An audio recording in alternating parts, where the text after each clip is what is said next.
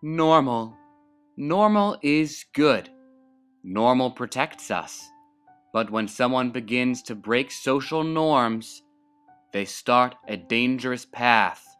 By stacking items in this grocery store, these people may just be destroying normal.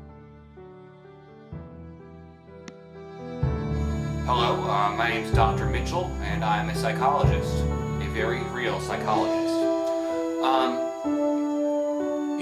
It's said that nothing is really a science unless you can experiment with it.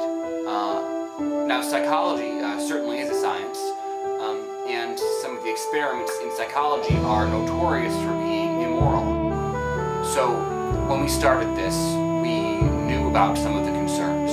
What if people trip? What if the security gets angry? What if the management is upset? And we decided that in the end, these things were going to be okay for our experiment. We were anticipating a lot of resistance here. We knew we were going into deep water. We were going to knock some heads together. And some people might get really angry at us. This is crazy stuff we're doing. We are stacking up things and making castles in the middle of a supermarket. It's crazy. I would be upset with me if I saw me doing that. The experiment begins innocently enough.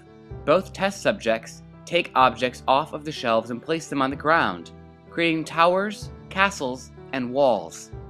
They make sure not to impede the shopping of any people in the store. They also make sure not to damage any of the products. However, as more and more people begin to pass, and more objects are taken off the shelves, something disturbing can be noticed. None of the shoppers attempt to stop the experiment from happening.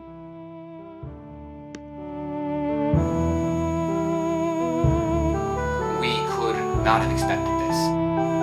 This was shocking. So many people just didn't pay attention. They didn't even look at us. They let us do what we were doing. Or, worse yet, some people looked at us and they saw what we were doing, and they could see in our experiment that we were messing with the way things were supposed to be, but they didn't change it. They didn't try to stop us. People let us do what we wanted to do. I was surprised by that. This was shocking. Well, some people looked at us, and some people refused to look at us. They ignored us. They could see that what we were doing was so far out of bounds that they didn't even want to be a part of it. It was around this time that I realized just how serious this project was.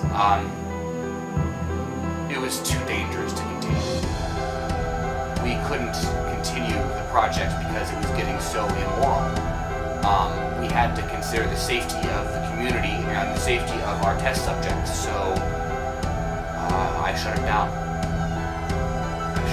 If I could do it again, I would, but I'd have to make sure some things were much safer because we walked into this without